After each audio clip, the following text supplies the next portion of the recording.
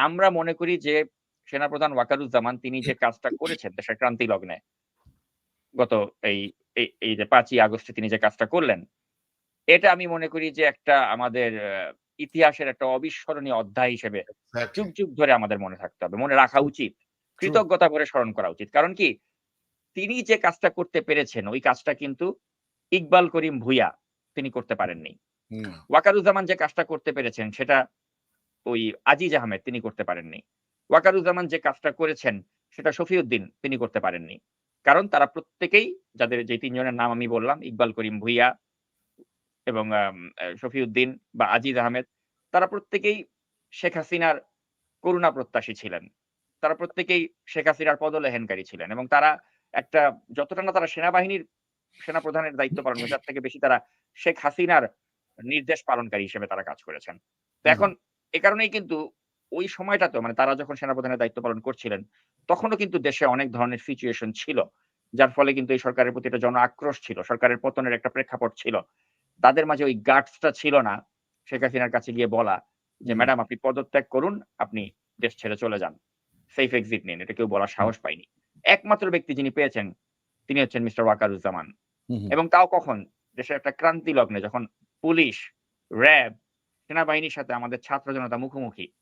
ওই মুহূর্তে যদি ওই একটা ডিসাইসিভ অ্যাকশন যদি এবং ওয়াকারুজ্জামান এখানে না একটু নিতেন যোগ করতে চাই সাকিব, ওই সময় আপনার একটি রিপোর্ট, যে রিপোর্টটা আপনি করেছিলেন শুধুমাত্র ওয়াকিরুজ্জামানেরকে উল্লেখ করে রিপোর্ট এবং না একটা টক শোতে আমি আর আপনি টক একটা টক শোতে শোতে কথা আমি বলছিলাম। এবং আপনার একটা টক শোতে রাইট, আমি এবং আমার আপনি টক শোটা করছিলাম, ওই টক শোতে আপনি যে আহ্বানটা সেনাপ্রধানকে রেখেছিলেন, আমরা পরবর্তীতে জেনেছি যে ওয়াকারুজ্জামান এটা উনি এটা আহ, দেখেছেন, আমলে নিয়েছেন হয়তো। আমলে নিয়েছেন এবং ছাত্র জনতা পাশে এটাকে দাঁড়িয়েছেন। পাশে দাঁড়িয়ে এবং এটাকে সমর্থন করেছে। এটা ব্যাপক ভাইরাল হয়েছে এবং ব্যাপক মানুষের মধ্যে এটা স্প্রেড হয়েছে এবং সবাই এটাকে স্বাগত জানিয়েছে। এ ব্যাপারে যদি আপনি একটু যুক্ত করেন আর কি স্যার। জি, তো ওটাই মানে আমি তো একটা আহ্বান রেখেছিলাম ওয়াকারুজ্জামানের প্রতি ওই ৫ তারিখের আগের দিন।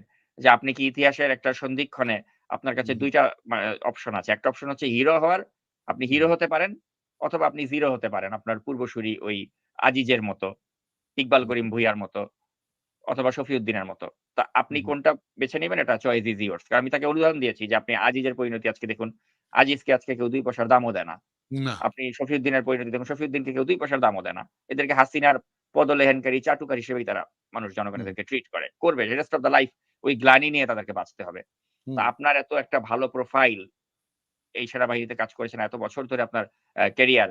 আপনি কি এখানে এই কলঙ্ক রাখতে চান নাকি আপনি একটা হিরো হয়ে বাঁচতে চান? এবং হুম, তিনি কিন্তু আমার ওই আহ্বানে সাড়া দিয়েছেন বলে সাড়া আমি দিয়েছে। বিশ্বাস করি এবং হুম, তিনি কিন্তু জনগণের পাশেই দাঁড়ালেন। এবং হুম, তিনি যে গাটস দেখিয়েছেন, তিনি যে শেখ হাসিনাকে বলতে পেরেছেন যে, "আপনি পদত্যাগ করুন।" এই গাটস তো আর কেউ দেখায়নি।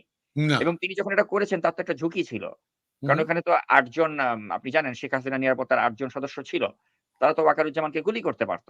তো হুম, তিনি তো ওই ঝুঁকি নিয়ে তো তিনি শেখ হাসিনাকে পদত্যাগ করতে বলেছেন। পদত্যাগ করার পরে তাকে সেফ এক্সিট দিয়ে দিয়েছেন। তো তিনি তো দেশের প্রয়োজনে ওই ভূমিকাটা তিনি রক্তপাত থেকে আমরা বেঁচে গিয়েছি। একটা ফ্যাসিস্ট স্বৈরশাসকের অবসান আমরা দেখতে পেরেছি। তো হুম, সেজন্য আমি যতই ওয়াকারুজ্জামানকে প্রশংসা করি না কেন তা কম হয়ে যায়। কারণ তিনি যা করেছেন এই দেশ এবং জাতি আমরা মনে করি সবসময় তার প্রতি আমার কৃতজ্ঞ থাকা উচিত। কারণ তিনি এই সেনাপ্রধানের দায়িত্ব পাওয়ার পরে ২ মাসও কিন্তু হয় নাই। ১.৫ হুম, মাসের মতো তিনি দায়িত্ব পালন করার পরেই কিন্তু এই ধরনের একটি ঘটনা ঘটে গেল। এই হুম, বিপ্লব হয়ে গেল। এবং তিনি বিপ্লবের সময় তিনি জনতার পাশে দাঁড়ালেন, ছাত্রদের পাশে দাঁড়ালেন। তিনি ওই স্বৈরশাসক হাসিনার পাশে তিনি দাঁড়াননি। তো এজন্যই তাকে সেলিউট জানাই যে এত অল্প সময়ে তিনি সেনাপ্রধানের দায়িত্ব পালন করা অবস্থায় তিনি কিন্তু কোনটা রাইট এবং কোনটা রং সেটা তিনি বুঝতে পেরেছেন এবং জনতার পাশে তিনি দাঁড়িয়েছেন। এবং আমার তার সেন্স অফ হিউমারটাকে আমি অ্যাপ্রিশিয়েট না করে পারব না। যে যখন ওই ২ দিন আগে যখন তারা একটা দরবার করল এবং যখন এখানে তারা আলোচনা করছিল তখন তিনি যখন বিভিন্ন সেনাবাহিনীর লোকজন তাকে পরামর্শ দিচ্ছিল যে সেনাবাহিনীর কোন ভূমিকা রাখা উচিত। এত চাপ তাকে প্রয়োগ করছিল বিভিন্ন দিক থেকে। তিনি কিন্তু তখন একটা হাস্যরস তৈরি করে তিনি বললেন যে, "আমাকে এত প্রেশার দিয়েন না, এত প্রেশার দিলে ওই আইয়ুব বাচ্চুর গানের মতো আরো বেশি কাঁদালে উড়াল দেব আকাশে।" এরকম তিনি আকাশ। বলেছিলেন। হুম, হুম, তো তিনি ওই পরিস্থিতিতেও যে তিনি নিজেকে ঠান্ডা রাখতে পেরেছেন এবং তিনি যে এভাবে একটা আইয়ুব বাচ্চুর গানের রেফারেন্স তিনি টানতে পেরেছেন। তো এ থেকেই প্রমাণিত হয় যে তিনি এত একটা মানে এই ধরনের একটা পরিস্থিতি যখন আমরা সকলে দিশেহারা হয়ে যাচ্ছিলাম যে আসলে হুম, কি হওয়া উচিত বা কি করা উচিত? সেনাপ্রধান কি তার মাথা ঠিক রেখে সঠিক কাজটা করতে পারবেন কিনা? তিনি কিন্তু হুম, রেখেছেন। তো সেজন্য এখন যদি এই যে কেউ যদি বলেন যে মিস্টার ওয়াকার তিনি তো গোপালগঞ্জের লোক বা তিনি তো শেখ হাসিনার আত্মীয় লাগেন। এ ধরনের কথাবার্তা বলে যারা তাকে মানে কলঙ্কিত করার প্রয়াস করবেন বা বিতর্কিত করার প্রয়াস করবেন তাদেরকে আমি বলব যে আপনারা কিন্তু জ্ঞাতসারে বা অজ্ঞাতসারে আপনারা কিন্তু ওই হাসিনার পারপাস সার্ভ করছেন। কারণ এখন ওয়াকারুজ্জামানকে বা সেনাবাহিনীকে যারা বিতর্কিত করার চেষ্টা করছেন বা করবেন, তারা কিন্তু এটা দেশ ও জাতি কিন্তু এ থেকে বেনিফিটেড হবে না। এ থেকে কিন্তু ওই হাসিনার হাতকে আপনারা শক্তিশালী করবেন। তাই মনে করি না, না এবং এখন সত্য কথা সাকিব, এই পুরো মানে ক্ষমতাটা তো সে ইচ্ছা করলে তার হাতে রাখতে পারত। সে কিন্তু তার হাতেও রাখেনি। ক্ষমতা কিন্তু এই সে কিন্তু ছাত্র জনতা যা চেয়েছে সেটাকেও জি, তো সে রেসপেক্ট করেছে। জি। তাই না? সেজন্য সো আমি মনে করি যে আমরা এই দেশ ও জাতি তার প্রতি আমরা কৃতজ্ঞ। আমাদের কৃতজ্ঞ এক্সাক্টলি, থাকতে হবে। এক্সাক্টলি, এক্সাক্টলি এবং সেই সঙ্গে আরেকটা জিনিস আমি বলতে চাই সাকিব যে অনেক সময় হ্যাঁ, আমরা যে সময় আ আ মানে একদম শূন্যের কোঠায় চলে এসেছিল সেনাবাহিনীর যে যে গৌরব, সেনাবাহিনীর মর্যাদা, সেনাবাহিনীর সম্মান, হ্যাঁ? সেখানে আমরা যেখানে সেনাবাহিনীর জায়গায় অন্যান্য শব্দ ব্যবহার করেছি, আমরা এটা আমি আর এখন ব্যবহার করতে চাই না। এবং সে সময় হয়তো আমরাও মানে আমাদের আবেগের তাড়নায় আমরাও কিন্তু অনেক শক্ত কথা বলেছি। আমিও বলেছি অনেক শক্ত কথা। কিন্তু এখন আমি মনে করি যে ওয়াকারুজ্জামান পুরো সেনাবাহিনীর যে মর্যাদা তার এই মানে কয়েক ঘন্টার অ্যাকশনে পুরো সেনাবাহিনীর মর্যাদাকে ঠিক আগের জায়গায় উনি নিয়ে এসছেন।